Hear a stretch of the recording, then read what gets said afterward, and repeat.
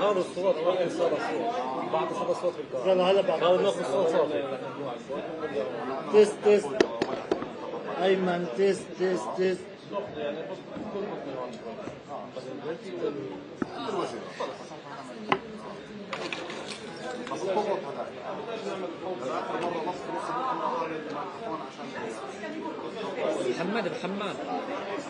محمد وجهي مغطى اطلع وجهي مغطى الوجه كيف هيك تمام.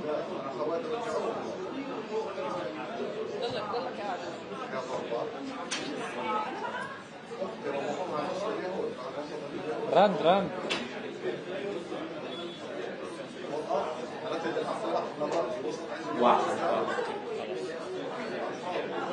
اسمع جاهز صح واضح. المايكات خلاص يلا ماشي. طب طيارتكم امتى هي؟ طب شو بدكم تسووا هلا؟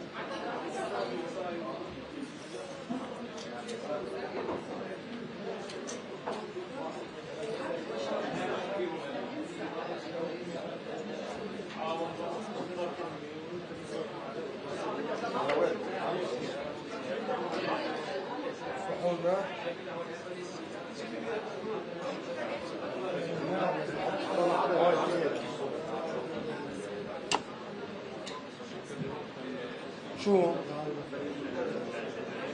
ليه؟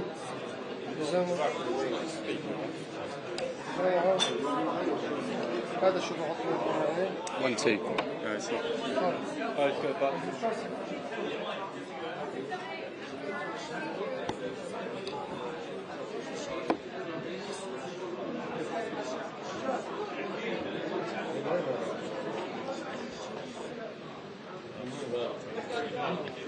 تيست تعال يا عم انت وجه تيست خليك لانه راح تعمل تيستات كثير. الحين قاعد ايش هذا؟ بس خلينا يلا بس انتم ما بدكم اجهزه. لا والله لا تاخذ تيست. تعال بلزمكم ترجموا من غلبك. يلا تيست. في راح تحكي بالعربي صحيح. ما فيش 4-5 جمل ورا بعض. ماشي يا جماعة. لا على المايكات. على المايك. على مايكات. 1 2 3 4 5 6 7 8 9 10 11 12 13 14 15 16 17 نكون اقرب شوي عشان الصوت. 18 19 20. لا بس اسمع بتغطوا. استنى شوي هي بدها تحكي هيك صح؟ كمان هيك هيك هي حتحكي، حتكون قاعدة هيك وحتحكي هذا هيك. حياتك ما يتحرك. طب دقيقة محمد شوف لي بغطي غطي ايش؟ بغطي الصورة اللي بالفيديو المباشر تبع الوزارة، مش مغطي هيك تمام؟ خلص تمام. كمان تيست. 1 2 3 4 5 6. أيمن يا جماعة اللي بده يعمل تيست هلا يلا. واحد يلا هاي. يلا 1 2 3 4 5 6 7 8 9 10 هيك خلص. اه هذا عندي بقى. خليهم هيك. طب هذول الآن إيه بحط لها كاس شوف بعض. تمام.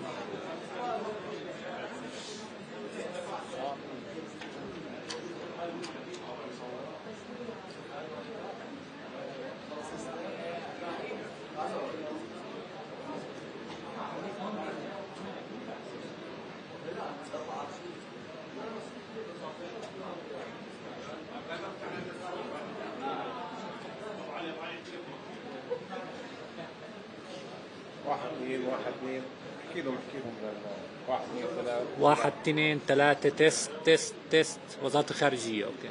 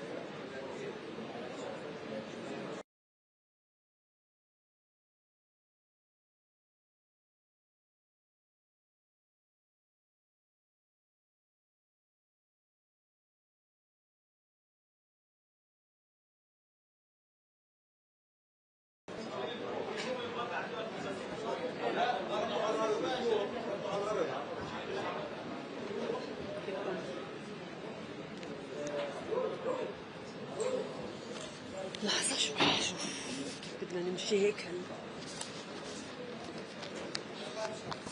صباح الخير جميعا. استنى شوي استنى.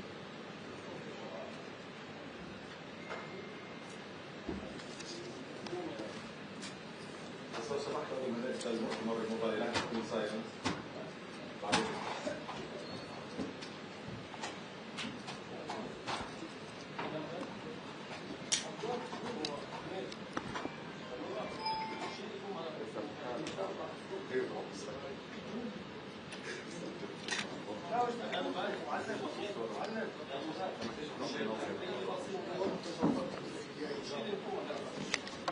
زيح بيها اجا اخر شيء تحطه هون. اعطيني عنك. حاطط لي قدامي يعني بس مش مشكله. اهم شيء اكثر ساعه بس لو سمحت.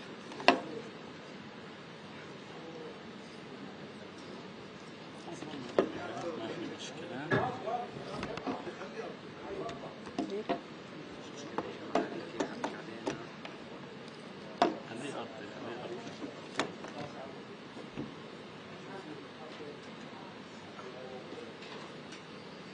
جاهزة.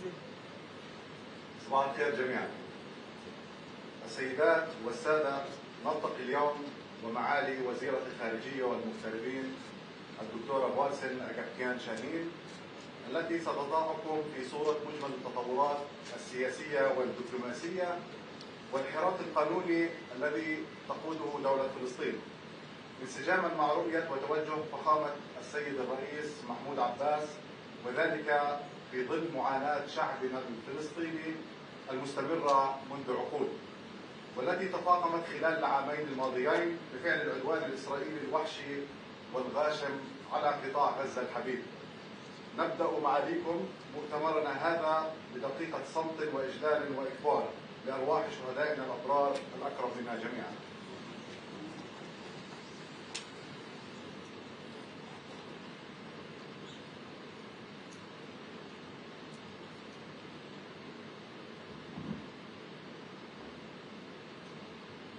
لكم. إن ما يجري في قطاع غزة من تدمير وحصار وتضييق متعمد على حياة المواطنين المدنيين العزل بشكل مأساة إنسانية بكل المقاييس، تجويع مقصود وتهجير قسري ونزوح مستمر للهروب من آلة الحرب الإسرائيلية التي لا تفرق بين طفل رضيع وامرأة عجوز وكاهل لم تعد قدماه تسعفه على الهرب من الجحيم. وفي الضفة الغربية لا تقل الصورة قطامة، حيث يتعرض شعبنا لتصعيد خطير يتمثل في الاقتحامات اليومية للمدن والقرى والمخيمات، والاعتقالات الجماعية والانتهاكات الممنهجة التي تستهدف حقوق الإنسان الفلسطيني ووجوده على أرضه. وإلى جانب ذلك يمارس الاحتلال ضغوطا اقتصادية غير مسبوقة في محاولة واضحة لإضعاف صمود المواطنين والنيل من إرادتهم. إن هذه الممارسات الإسرائيلية سواء كانت عسكرية أو سياسية أو اقتصادية تستدعي من المجتمع الدولي وقفة مسؤولة وجادة، لا تقتصر على الإدانة اللفظية بل تتجسد في خطوات عملية لضمان حماية الشعب الفلسطيني ووقف العدوان وإنهاء. للإعلام دورا محوريا في دعم صمود شعبنا ونقل الحق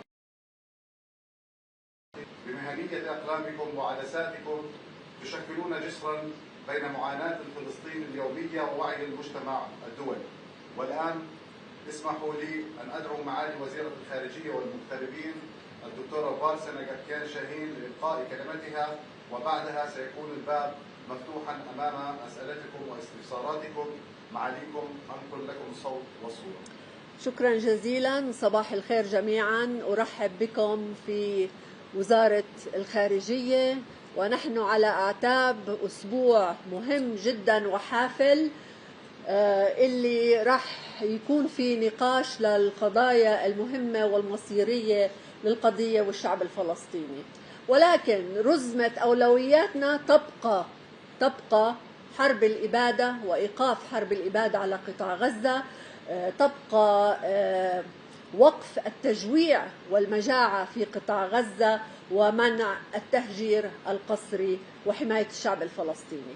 هذه الأولويات هي في صلب ما سيتم نقاشه في الدورة الحالية في الأمم المتحدة وشقها رفيع المستوى. صوت الشعب الفلسطيني راح يكون عالي في الولايات المتحدة. العالم اليوم يقف موحدا مع الحق الفلسطيني، ونحن نعمل من أجل حشد أكبر عدد ممكن من الدول لدعم حقوق شعبنا، وعلى رأسها دعمنا في حقنا في تقرير مصيرنا.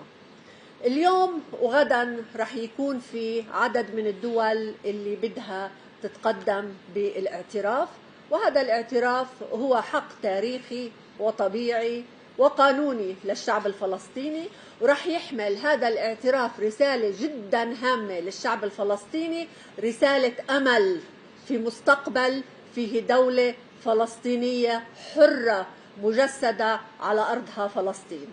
هذا الاعتراف أيضا هو دعم للقيادة الفلسطينية ودعم لمنظمة التحرير الممثل الشرعي والوحيد للشعب الفلسطيني، وهي دعم لكل المعسكر اللي بؤمن بالسلام العادل، بؤمن إنه يجب أن يكون هناك في دولتين وحل الدولتين هو حل ممكن. الاعترافات أيضا تقول بشكل جدا واضح وصريح أن لا سيادة لإسرائيل على أرض دولتنا، نقطة. لا سيادة لإسرائيل على أرض دولتنا. وهون بدي أوجه من خلالكم رسائل فخر واعتزاز وشكر لكل الدول اللي اعترفت سابقا، لكل الدول اللي رح تعترف هذا الأسبوع، وبدي أوجه نداء لكل الدول اللي لسه عندها تردد بالاعتراف إنها تيجي وتتقدم إلى الأمام وتعترف بالدولة الفلسطينية، وإنه إنهاء الاحتلال الإسرائيلي اللي هو أصل عدم الاستقرار في المنطقة وأصل معاناة الشعب الفلسطيني يجب أن ينتهي. اليوم إذا صار في عنا كمان نقول 10 دول، رح يصير في عنا تقريبا 159 دولة، يعني تقريبا 82% من العالم، من دول العالم ستكون معترفة بدولة فلسطين. اسمحوا لي أنتقل للغة الإنجليزية. After the atrocities of World War II, you've seen these pictures, right? The never again. The never again was circulated everywhere. And never again meant that never again the atrocities committed in World War II will be committed again. So never again is not a slogan. It applies to all people, regardless of race, ethnicity, religion, and color. And it also applies to us in Palestine. And we will continue to say never again, and we will continue to call very loud to the halting of the brutal aggression we are already subjected to, whether on the Gaza Strip with the genocidal war, or on the West Bank with the unilateral violations committed against us on a daily basis. Today, Gaza burns. Today, Gaza is destroyed. Today, in Gaza, people are systematically murdered. And we are seeing this genocide unfolding in front of our eyes for the last 24 months. So for 2 years, Israel has carried a deliberate destruction of our geography and our demography. A genocide, yes, a genocide, and we need to continue saying it is a genocide and nothing else but a genocide against the Palestinian people in the Gaza Strip. And it is a continuation of our Nakba. You've also seen these pictures circulated all over. The Nakba is continuing with even more brutal measures against the Palestinian people today. So it is not a rhetoric. Genocide is a reality, and it is documented by the minute. You are documenting it, all of you, by the minute. Israel's actions are a systematic assault on the very fabric of humanity designed to erase the Palestinian people's existence, culture, and future. I want you to also remember those two photos, Hind Rajab and the car that received the hundreds of bullets that killed Hind Rajab. And this is a reflection of what is happening to every person in the Gaza Strip. Hind Rajab reflects the pain, the suffering, the agony, the brutality every single Palestinian is subjected to. And today, I wish that this is forever remembered. I also would like to thank, through you, Kawthar Ben Haniya, who directed the film Voice of Hind Rajab, and I would also like to thank the high-profile executive producers that coordinated in producing this very important film, including Juan Phoenix and Brad Pitt and many, many other high-profile names. I would also like to thank the courageousness of speaking out on the atrocities committed against the Palestinian people and the rights of the Palestinian people, of all journalists and every courageous human being in this globe.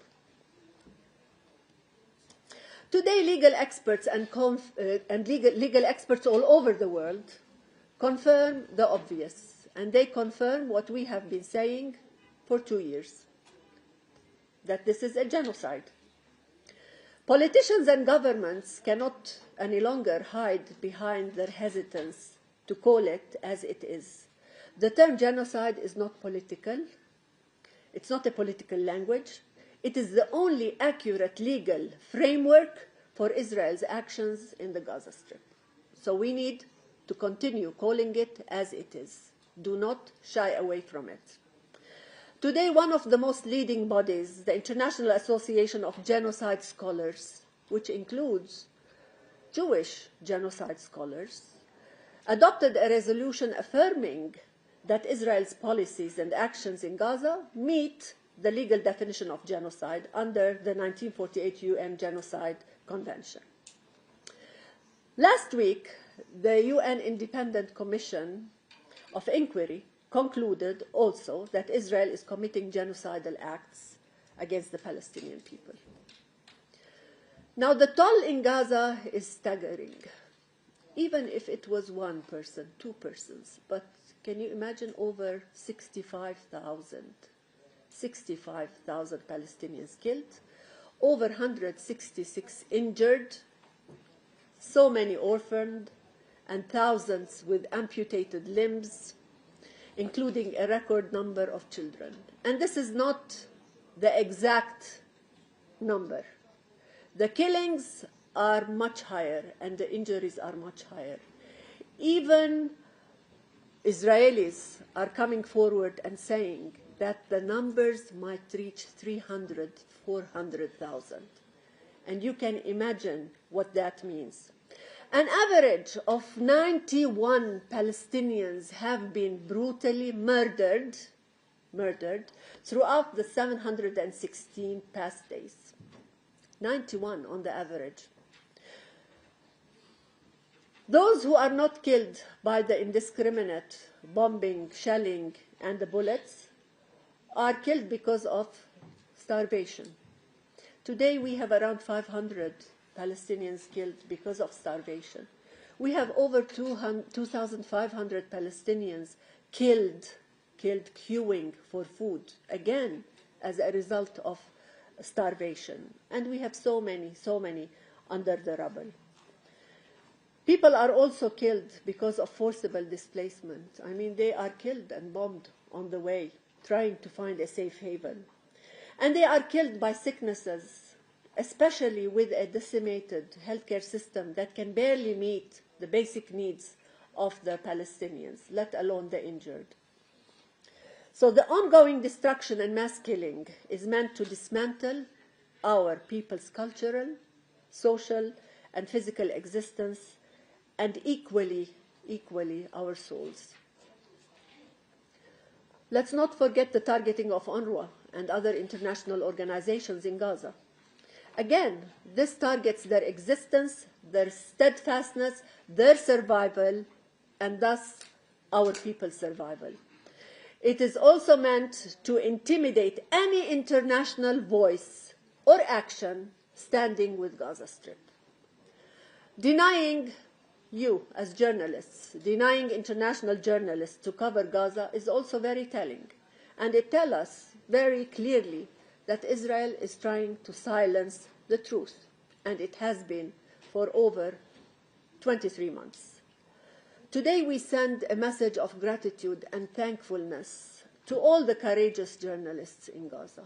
These journalists have given their lives, and the ones who are steadfast in Gaza are at risk of losing their lives. They are brave, they are very courageous, they are defending us. So thank you very much to all the steadfasting journalists. And may the souls of some 270 journalists that were brutally murdered in Gaza rest in peace. We have warned the world that a genocide is perpetrated in Gaza. We have been saying this in every meeting we have had. Our warnings were dismissed as exaggeration, as rhetoric, or lacking legal grounding. The international community today is under the obligation to speak out against the gravest of crimes, that of genocide. And we thank all those who have courageously come forward to say it as it is. Today, with overwhelming evidence that Israel is committing genocide, silence can only be construed as complicity. No one can continue to be silenced. Words, however, are not enough. The world is obliged to act through taking urgent and concrete measures to stop the destruction, to stop the annihilation, to stop the mass killing that is being unleashed against our people in the Gaza Strip. This genocide in the Gaza Strip is also coupled with ongoing aggression and violations on the West Bank, exposing Israel's real intention to keep the entire region in flames, ensuring perpetual instability and violence. In the West Bank, including East Jerusalem, as I'm sure you all know, we are subjected to forcible displacement, mass arbitrary detention, the destruction of our villages, cities, towns, and refugee camps, and the exploitation of our natural resources, and the piracy of our tax money. All of this, of course, is in an effort to crush us and undermine the Palestinian Authority. And we have to say it also very clearly, every day, that we live under an apartheid regime. This is clear-cut. Again, full stop. Don't shy away from saying it. And expose the pillars of this apartheid. You are all experiencing it. We also live under daily humiliation, killings, and escalating settler terrorism. Nowhere, absolutely nowhere, is safe in Palestine. Our children, women, men are routinely treated as legitimate targets. All of this is part of Israel's colonial project designed to reduce us, the Palestinian people, to a docile, dispossessed population, stripped of our rights and dignity, framed, of course, under policies of erasure and dehumanization.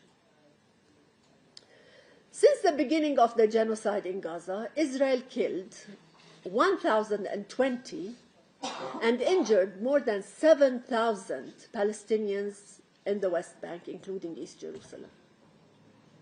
Simultaneously, the Israeli occupation forces launched mass arbitrary detention. We all know that the number of Palestinians detained in Israeli detention camps doubled or even tripled. Today, more than 11,000 Palestinians continue to be detained in Israeli detention centers under unlawful, many of them under unlawful administrative detention, subjected to the cruelest forms of treatment, torture, starvation, and medical neglect. Their testimonies are heartbreaking and warrant international inquiry. Israel has imposed more than 1,000 movement obstacles. And you will again know what movement obstacles are. The checkpoints, the permanent ones, the temporary ones, the gates, etc. And today we see them. We see what they're doing at the entrances of our villages, towns, and cities. Again, this is all part and parcel of Israel's long-standing policy of collective punishment imposed on a national scale. Last month, Israel approved the E1, the so-called E1 plan. I should say the settlement expansion plan. This plan intends to further sever parts of the West Bank, severing the north and the south, expanding what they call Greater Jerusalem, and trying to destroy any viability of a two-state solution. The advancement of this plan further entrenches apartheid.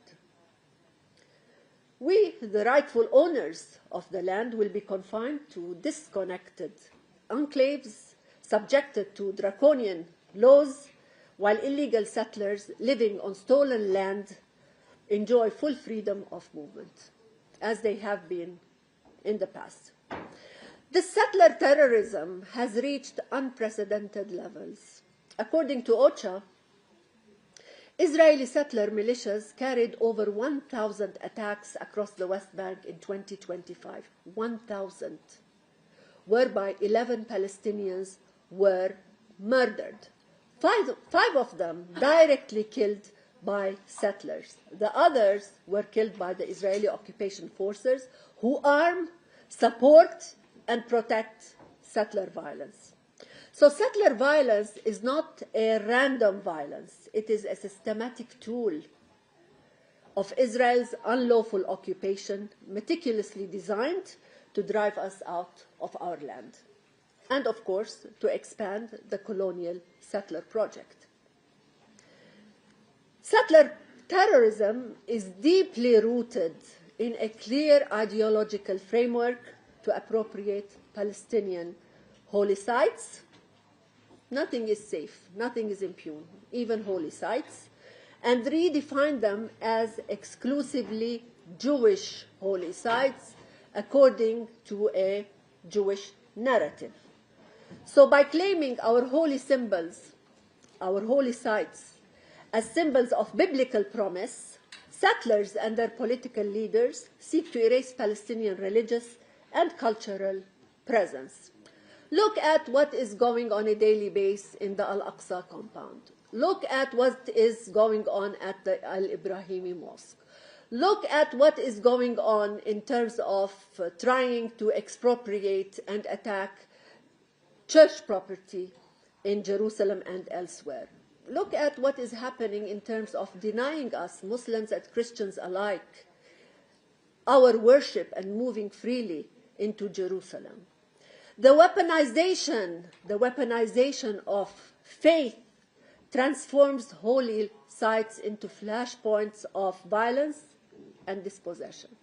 So weaponization comes in many forms and shapes. It's not only food and water, it's weaponization also of faith that Israel is using. So Israel's attempts to appropriate Palestinian holy sites, destroy them, alter their historical and legal status, and to consolidate their temporal division is a flagrant violation of the international law, the Geneva Conventions, the Hague Regulations, and UNESCO resolutions. I mean, you see violations left and right everywhere in terms of everything and anything. So this apartheid that we are experiencing and you are experiencing includes unlawful annexation and ethnic cleansing. And we need to continue to say that this is a war crime, plain and simple. Genocide, apartheid, war crimes. This is our reality living in Palestine. If the international community allows this abhorrent plan of apartheid, of annexation, of E1, of continued violation, to move forward without consequences, without tangible repercussions, all of its talk about international law, human rights, the rule-based order will ring very hollow. We need to move on as per law, as per human rights, without double standards, because that law applies equally anywhere in this world. And unless the Israeli occupation is addressed as a root cause, every other measure is just treating the symptoms and is not treating the disease. Today, Israel's violence is not only confined to Palestine. We've seen it. In the past months, Israel has attacked several Arab countries. Lebanon, Syria, Yemen, Tunisia, Qatar. So it is threatening the whole region. And it again doesn't shy away from saying that it will target whoever it wants, because it knows it can. So Israel's violence, this unabated violence, is spilling across the borders. And they say it, they want to change the face of the region. And this story and this line has been told and retold again and again. And such aggression erodes both the credibility and the authority of international multilateral system. And it casts doubt on the relevance and effectiveness of institutions designed to maintain peace and security. If Israel can, any country can. If Israel gets away with it, any country tomorrow will say, I can also get away with it. Unless accountability is imposed, no nation in the region is safe. What is needed today is concrete actions. Actions on the ground. We need to move from political pressure to economic measures to hold Israel accountable and protect the Palestinian people. Now, taking all of this into consideration, let me reiterate, as I usually say over and over, that believing that there can be peace and security in the region without the materialization of an independent state of Palestine and the achievement of the inalienable rights of the Palestinian people is a delusion. It's a delusion. Again, full stop. It will never happen as long as these rights are violated, as long as we are not seen as human beings worthy of living and worthy of our country as per international law. This occupation can continue, but it cannot continue until eternity, because Palestinians will continue to struggle, albeit the official line non-violently, until we reach that independence and sovereignty. So it is clear that recognition of Palestine is a prerequisite for peace and not a byproduct of it.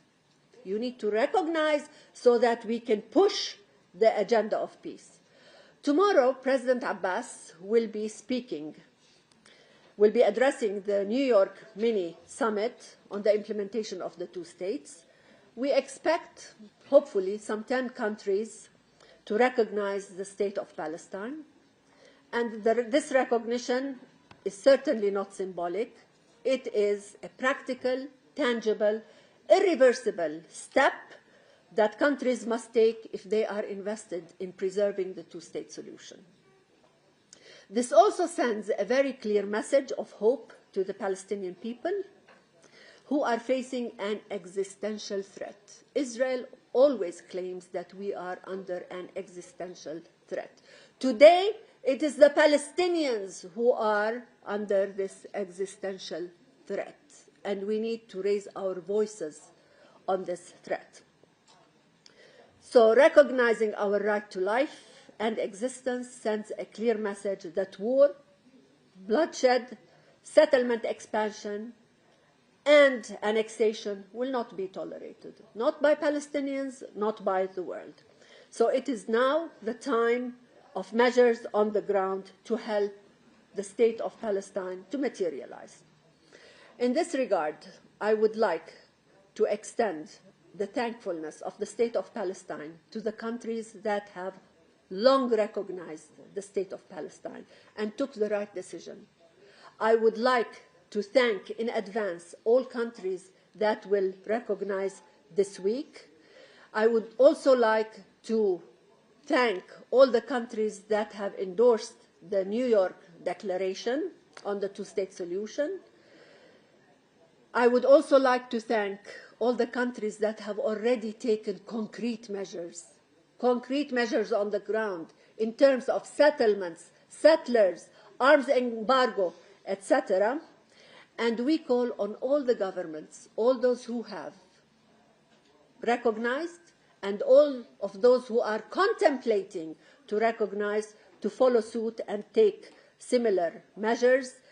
And we will continue to work with the rest. We will continue to work with all countries that are still hesitant, because that is the right thing to do. All countries that are still hesitant to recognize need to see how they position themselves in terms of international law, in terms of what peace entails, in terms of the double standards, in terms of the rights of people to self-determination. Now is the time. Tomorrow is a historic day we need to build on. It's not the end. It is a move bringing us closer to sovereignty and independence. It might not end the war tomorrow, but it's a move forward which we need to build on and amplify, and we will continue with our development and reform agenda that will position Palestine on par with other countries of the world. We are following this reform and development agenda despite of all the challenges and difficulties. The world is asking us to reform, but we are also demanding that we reform, because it's a Palestinian demand. We want to present ourselves as a country on par with others, a country that is transparent, a country that is democratic, a country that has best practices, a country that can govern, a country that builds a future and a legacy for its children and grandchildren. But we need space to breathe. We are asked to do all that under occupation, under the challenges of a genocidal war, under ongoing violations on the West Bank, under piracy of our money, under so many challenges. But despite all that, we are committed. So let's all hope for a better future, and let's all hope for a quick end of this genocidal war on our people in Gaza. Thank you very much.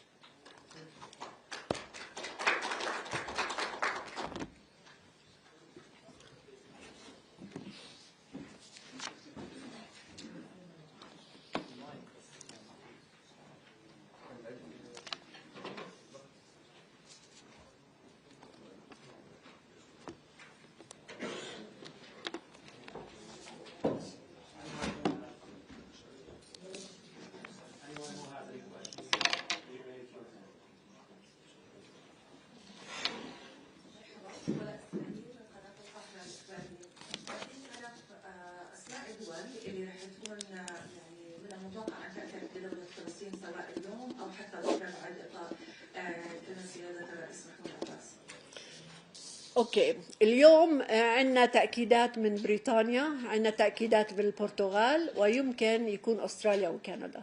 فاليوم ممكن يكونوا 4 دول. لاحقا يعني عندنا تأكيدات من لوكسمبورغ، من بلجيكا، من سان مارينو، من بلجيكا، سان مارينو، اندورا، في كمان فرنسا أكيد طبعا، وفي كمان وحدة مالطا. يعطيك العافية دكتورة، في تهديدات إسرائيلية بعد خطوة الاعتراف، كيف تتابعوا هاي التهديدات من هاي الناحيه، والناحيه الثانيه باعتقادك شو المطلوب من الدول اللي راح تعترف بدوله فلسطين كخطوات عمليه؟ ايش بترتب على هاي الدول بعد الاعتراف؟ ممكن سؤال ثالث سريع، رمزيه خطاب الرئيس محمود عباس بكلمه مسجله، حرمانه من المشاركه في الجمعيه العامه كالمعتاد يعني. أوكي. التهديدات مرتبطة بما هو مطلوب من الدول، يعني التهديدات الإسرائيلية مش جديدة، يعني احنا عايشين تحت التهديدات الإسرائيلية على مدار عقود، ولكن واضح انه رح يصير في تهديدات اقوى، وعم نشوف ايش في عم بيصير على الارض اليوم. دور الدول المعترفة واللي وافقت على بيان نيويورك تقول ما هي الخطوات اللي رح تاخذها لحتى تردع هذا الاحتلال. فنعول على المجتمع الدولي، لانه احنا لحالنا ما رح نقدر نردع هذا الصلف الاسرائيلي. احنا ودول العالم الواقفة اليوم مع الحق الفلسطيني هي اللي بدها تاخذ خطوات على الارض. بالنسبة لرمزية الخطاب بكلمة مسجلة، يعني احنا نأسف انه ما قدرنا نكون في نيويورك، ولكن علينا اسماع صوتنا. احنا الطرف الاساس في كل اللي عماله بيصير اليوم في نيويورك، وبالتالي يعني في طرق تانية نقدم فيها كلمتنا، وهذه بتعبر عن التزامنا بحقنا لحتى نقدر نسمع صوتنا. وسيادة الرئيس رح يكون عنده كلمة عبر الفيديو كونفرنس، وهي رسالة قوية للمجتمع الدولي انه لا يمكن تجاهلنا احنا كفلسطينية كطرف اساس في هذه القضية.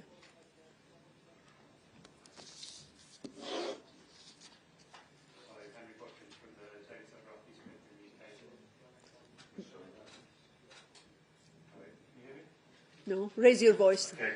Yeah. DD Cyprus1Click, UK. Foreign Minister, thank you for doing the briefing. It's been reported recently that Arab neighbours, particularly Saudi Arabia and the UAE, are considering a post-war government or administration of Gaza that does not include the Palestinian Authority. Could you comment on that, please? Any plan for the future must include the Palestinian Authority, because the one entity that has the legal and administrative mandate over the entirety of occupied Palestine is the Palestinian Authority. So whatever plan that is presented at the table, whether from an Arab country or the world at large, needs to ensure that that is taken into consideration. Thank you, Minister. Matthew Doran from ABC Australia. You've outlined that 10 countries are going to be formally recognising statehood in the next day or so, including Australia, the UK and France and Canada there. When you're talking about concrete actions that actually need to follow that, could you outline what you're envisaging there? Because we have seen countries, including Australia, sanction Israeli ministers. We've seen other countries going through the process of arms embargoes, but clearly those measures haven't had that much of an impact on the process. So what tangible steps are you looking for in the next short while? We want to amplify those steps, because the more the merrier. The more countries institute these measures, the more Israel becomes isolated. We want, as I said, to amplify them, and we want those countries to go by the actionable items that are required as per the New York Declaration. For example, we need support to the Palestinian Authority so that it continues with whatever it needs to do in terms of meeting the needs of the Palestinian people. We need to work on the economy we need to look at the legalities. How do you legally help the state of Palestine materialize on the ground? All of this together, the intent is to put as much pressure as we can. Hi, Foreign Minister Aghabekian from Reuters. The Israeli Prime Minister Netanyahu the other week declared that there would never be a Palestinian state, and at the same time, Israeli officials say that the only way there can be a Palestinian state is through direct negotiations between the Israelis and the Palestinians. The US ambassador to Israel has called recognition a stunt and said that it's a violation of Oslo. So what is your response to these positions by the Israelis, by the US ambassador, and also is the Palestinian Authority ready to sit down face-to-face with Israeli counterparts and discuss this? Thank you. Oslo has been violated left and right by all the unilateral measures by Israel throughout the past 3.5 decades. So the violations are definitely from the Israeli side. Direct negotiations, we have had no direct negotiations since 2008, and for a very brief period in 2015 with the Kerry shuttle diplomacy. But there have been no direct negotiation. Israel has no intent to negotiate. Israel is not for negotiations. And as you said, Netanyahu and others, and today more so than ever, they say no to a state of Palestine. How do you negotiate with somebody that upfront says no to a state? We're negotiating a state, we're negotiating borders, we're negotiating water of that state, etc. How do you negotiate with them? So we have come to terms today that Israel has no intent, does not want to negotiate, so the ball is in the court today of the international community.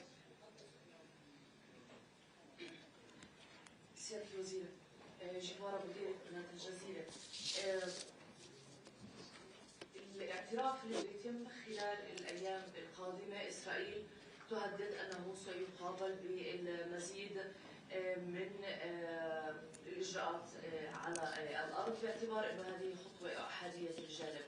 فعليا الاباده متواصله في غزه، الضم متواصل في الضفه الغربيه، اليوم حتى الفلسطيني ممكن يبعد، واللي شفناه بقرى شمال غرب القدس انه الفلسطيني سيخرج بتصريح من قريته وبلدته. انت لما جاوبتي بالانجليزي، فالخطوات الفعليه على الارض يعني لم يبقى للفلسطيني اي شيء الان، وبالتاكيد سموتريتش سيصعد وبالتالي حجز اموال المقاصه، ممكن انتقام اكثر من الاسرى، وايضا توسيع حرب الاباده في غزه. يعني هناك اعترافات علنيه، ولكن على الارض ما الذي يمكن ان يتغير؟ جبارة، أنت قلتي إنه الإجراءات متزايدة، الإبادة متواصلة والتصعيد قائم. هذا قائم في اعتراف وبدون اعترافات. هذه سياسة إسرائيلية. يعني الاعترافات ممكن شوية تعمل تشنج أكثر، ولكن الهجمة على الشعب الفلسطيني، على الكل الفلسطيني بأشكالها المختلفة في قطاع غزة والضفة الغربية قائمة. اليوم اللي عم نقوله لدول العالم إنه أنتوا التزمتوا بالاعتراف بالدولة، عم بتقولوا لإسرائيل إنه دولة فلسطين خطوطها 67 في شعبها في حكومتها، وإحنا بدنا نجسدها على الأرض. وإحنا التزمنا في بيان نيويورك اللي فيه العديد من الخطوات اللي إحنا بدنا نساعدكم من خلالها لحتى تجسدوا هاي الأرض الدولة. اليوم بدنا نقول للدول ممتاز، إحنا وإنتو خلينا نشوف إيش هاي الخطوات اللي بدنا نبدأ فيها، لأنه زي ما قلت لك الرك اليوم على العالم، لأنه إحنا كلنا بعرف إنه هاي إسرائيل دولة كولونيالية إحلالية لا تريد قيام الدولة الفلسطينية، وعليها أن تجبر من خلال القانون الدولي، من خلال إجراءات دولية وتعظيم هذه الإجراءات لحتى تعيد نظرها في فكرة الدولتين، وإنه لا يوجد أي أمن واستقرار في المنطقة إلا من خلال الدولتين. ولكن هل بقي شيء من الدولة؟ نحن نتحدث عن دولتين في الضفة الغربية، هل بقي شيء للحديث عن دولة؟ طيب منيح، خلينا نقول إذا بدنا نقول لم يبقى أي شيء معناته إحنا رحنا لمربع إنه القضية انتهت. لا، إحنا بنقول هاي أرضنا، كل شيء إسرائيل بتقوم فيه على هاي الأرض المحتلة هو باطل وغير شرعي حسب القانون الدولي، وهذا ما يقوله العالم اليوم. اليوم العالم عم بقول هاي أرض محتلة، هاي أرض مش متنازع عليها، وكل شيء بيقوم فيه الاحتلال من ناحية التغيير الديموغرافي والتغيير الجغرافي هو باطل. وفي طرق لحل القضية إذا كان في نية حقيقية للوصول إلى سلام. Hello, I'm Liz from French television. Minister, sorry for my English and French. Emmanuel Macron, the French president, pushes a lot for the recognition of the state of Palestine. what would you ask now to France and to other Western countries? What concrete measures do you need to stop colonization and to move forward now? This would be my first question. And the second question is about the prerogatives asked in the New York Declaration, like an immediate ceasefire and the release of all the hostages and the return of Palestinian prisoners. Do you have some leverage? Do you have the means to put some pressure on Hamas about this? In terms of President Macron, first of all, we would like to thank much President Macron for teaming up with Saudi Arabia, because both Saudi Arabia and France have put their weight into this and were adamant to making it happen. And we know the process from the beginning, when this was a mere idea, to the process taking us to New York, and today taking us to the recognitions. So thank you, France, and thank you, President Macron. In terms of the measures, there are numerous measures. Already we've talked about some of them in terms of sanctioning settlers, sanctioning settlements, the arms embargo. There are other issues that we can delineate, and they are all part and parcel of the New York Declaration. The New York Declaration is very clear on what needs to happen, and what I'm calling for today, that the ball now is in the court of the international community. They need to decide how they would go about this. And the credibility of the world is at stake. Now the world is saying out loud, Palestinian state, and we need to materialize it. Now we need to show the Palestinians what these measures are. In terms of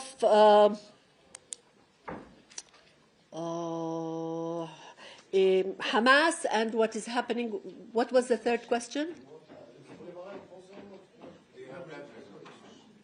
Well, we have countries that are working on reaching an agreement, and we trust that these countries are working in good faith to bring us closer to reaching first an internal agreement and then moving forward with the day after in Gaza.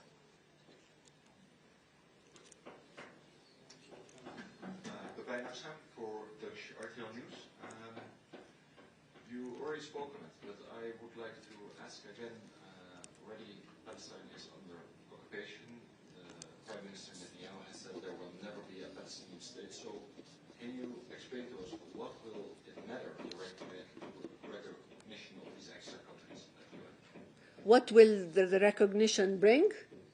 The recognition will amplify the position of the world standing with the rights of the Palestinian people. And these are weighty countries. I mean, you have big countries that are supporting this Palestinian right, and they will be asked to follow up with the measures that they have endorsed in the New York Declaration. And then, of course, there are also some countries left that have not recognized Palestine yet, among which the government of the Netherlands. What would you like to say to those countries? I would like to say to those countries, including the United States, whereby some of its Congress members, I believe, have tabled something on the recognition, to take that very, very seriously. Because at the end, this is what is right. Because at the end, this is what will bring peace and security for all people in the area.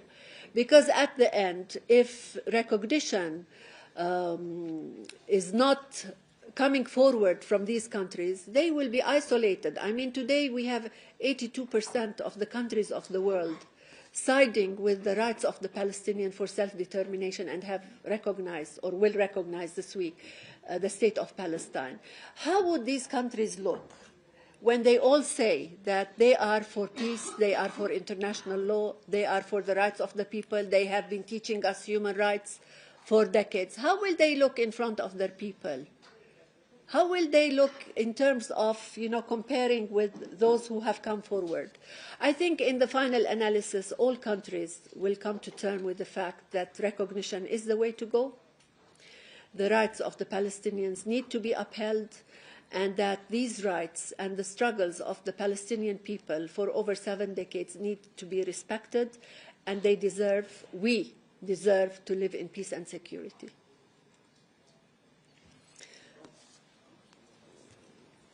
One last question.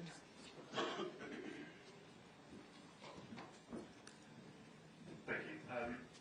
In the UK, the decision by the UK government to recognise Palestine is being described by some as atonement or apology for the UK's historic role in this region after the declaration and mandate and everything followed.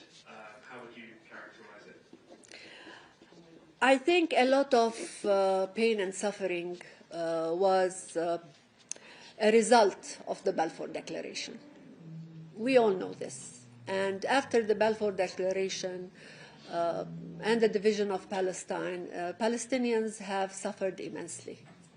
Today, the position of the United Kingdom is in the right place, because it's telling the Palestinians that enough is enough, enough of this suffering, enough of blindly supporting an occupier state.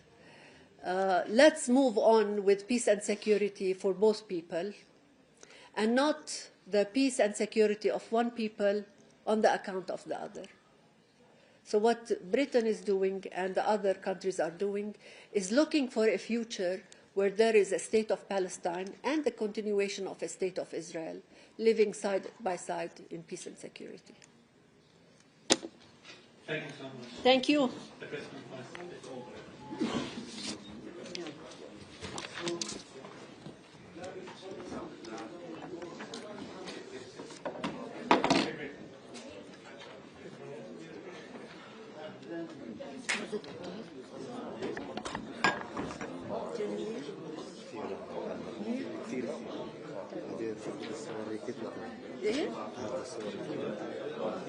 يعني ما حنسب عليه. يا ولا مرة موجود.